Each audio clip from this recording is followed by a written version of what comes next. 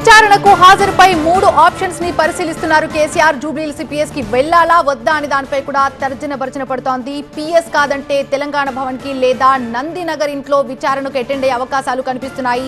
SIT విచారణ ఎక్కడ అని దానిపై మరి కాసేపట్లో క్లారిటీ వచ్చే అవకాశం ఉంది. విచారణకు హాజరు కావాలా వద్దా, ఒకవేళ అవుతే ఎక్కడ అవ్వాలి, ఇటు తెలంగాణ భవన్ కి వెళ్లాలా లేదంటే నందినగర్ లో ఉన్నటువంటి నివాసంలో విచారణకి అటెండ్ అవ్వాలా లేదంటే జూబ్లీహిల్స్ పిఎస్కి వెళ్ళాలా అని దానిపై కూడా తర్జన కొనసాగుతుంది. మరి కాసేపు అయితే దీనిపై క్లారిటీ వచ్చే అవకాశం ఉంది. దీని పూర్తి అప్డేట్స్ అందించడానికి మా ప్రతినిధి రాకేష్ లైవ్ లో సిద్ధంగా ఉన్నారు. రాకేష్, 3 ఆప్షన్స్ కనిపిస్తున్నాయి. 1 తెలంగాణ భవన్, 2 నందినగర్, 3 జూబ్లీహిల్స్ పిఎస్.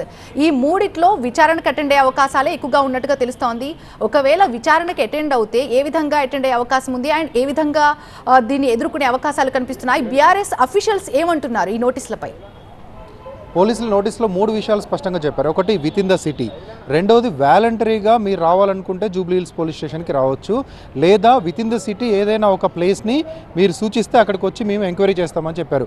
సో దీంట్లో ఖచ్చితంగా హైదరాబాద్ సిటీలోనే ఉండాలి. హైదరాబాద్ సిటీలో అనుకూలంగా బీఆర్ఎస్ పార్టీకి సంబంధించి 2 ప్లేస్ ఉన్నాయి. ఒకటి నందినగర్ ఉంది, ఇంకోటి మనం ఇప్పుడున్నటువంటి తెలంగాణ భవన్ ఉంది. లేదా వాలంటరీగా జూబ్లీహిల్స్ పోలీస్ స్టేషన్కి వెళ్ళొచ్చు. పోలీస్ స్టేషన్కి వెళ్తారా వెళ్ళరా అనేది కొంత అనుమానమే, ఎందుకంటే ఆయనకి ఇచ్చేటువంటి రెస్పెక్ట్ కానీ అక్కడికి వెళ్ళే ఎన్ రూట్లో ఉండేటువంటి పబ్లిక్ కానీ క్రౌడ్ కానీ ఇదంతా కొంత ఇబ్బందిగా ఉంటుంది.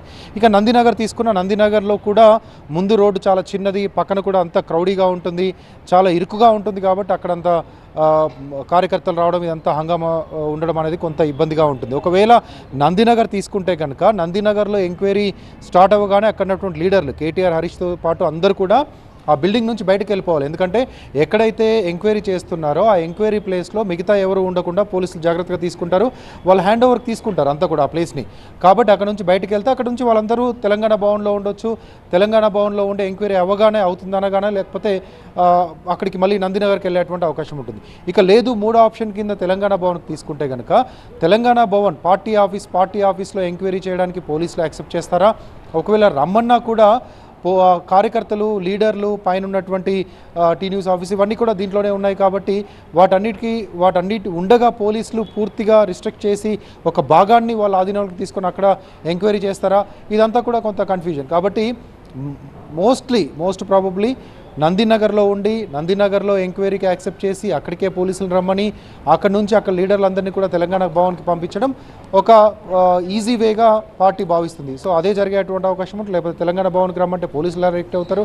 లేదంటే ఇదంతా కాదు, పోలీస్ స్టేషన్కే వెళ్ళి ఎంక్వైరీని ఫేస్ చేద్దాం, పోలీస్ స్టేషన్కి ఖచ్చితంగా వెళ్దామని కేసీఆర్ భావిస్తే కనుక ఇక పోలీసులకు కూడా తప్పదు. పోలీస్ స్టేషన్కి భారీ ఎత్తున కార్యకర్తలతో కేసీఆర్ వెళ్తారు. రోడ్డు పొడవునా కార్యకర్తలు ఉంటారు. పోలీస్ స్టేషన్ ముందు హంగామా ఉంటుంది, లీడర్లందరూ అక్కడే ఉంటారు.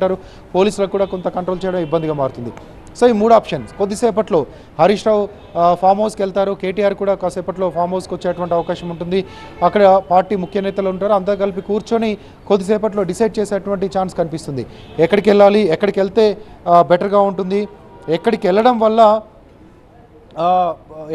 వల్ల ఇబ్బంది లేకుండా ఉంటుంది అనేది కేసీఆర్ డిసైడ్ చేస్తారు. మిగతా వాళ్ళ అభిప్రాయాలు కూడా తీసుకునే ఛాన్స్ ఉంటుంది.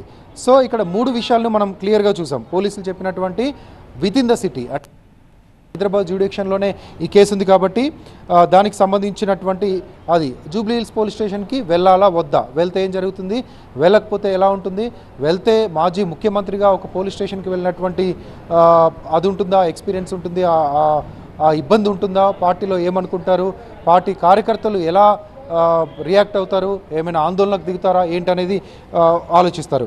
పిఎస్ కాదంటే తెలంగాణ భవన్ లేదా నందినగర్లో ఇరుగ్గా ఉంటుంది. అక్కడ ఉన్నటువంటి నేతలందరినీ బయటికి పంపిస్తే కనుక వాళ్ళందరూ అక్కడ కనీసం నిలబడే చోటు కూడా ఉండదు. ముందు రోడ్డు కూడా చాలా చిన్నది, చుట్టుపక్కల క్యాన్సర్ హాస్పిటల్కి సంబంధించినటువంటి క్రౌడ్ ఉంటుంది, ఎటు అక్కడ కనీసం మూమెంట్ కూడా ఉండలేనటువంటి సిచ్యువేషన్. ఇక నందినగర్, ఇక్కడ తెలంగాణ భవన్ పార్టీ ఆఫీస్లో న్యూస్ ఛానల్ కూడా రన్ అవుతుంది. కింద కాన్ఫరెన్స్ హాల్స్ ఉన్నాయి, ఇవన్నీ ఉన్నాయి. ఏదో ఒక హాల్ని పోలీసులు పూర్తిగా సరౌండ్ చేసి అక్కడికి రమ్మంటారా, లేకపోతే అసలు పార్టీ ఆఫీస్కి రావడానికి యాక్సెప్ట్ చేస్తారా, ఇవన్నీ కూడా కొంత చూడాల్సి ఉంటుంది. ఇవన్నిటిని కూడా అవసరమైతే పోలీసులకు చెప్పేటప్పుడు పోలీసులు కూడా వాళ్ళ అబ్జెక్షన్సో లేకపోతే వాళ్ళ సజెషన్సో ఇచ్చిన తర్వాత డిసైడ్ చేసే ఛాన్స్ అయితే కనిపిస్తుంది. 1-2 గంటల్లో దీనిపైన క్లారిటీ వస్తుంది. ఈ 3 ప్లేసెస్లో ఏ ప్లేసెస్లో ఎంక్వైరీకి వెళ్తారా, ఎంక్వైరీకి రమ్మంటే ఇంటికి రమ్మంటారా, పార్టీ ఆఫీస్కి రమ్మంటారా అనేది ఇంకొక 1-2 అవర్స్లో డిసైడ్ అయ్యేటువంటి ఛాన్స్ కనిపిస్తుంది.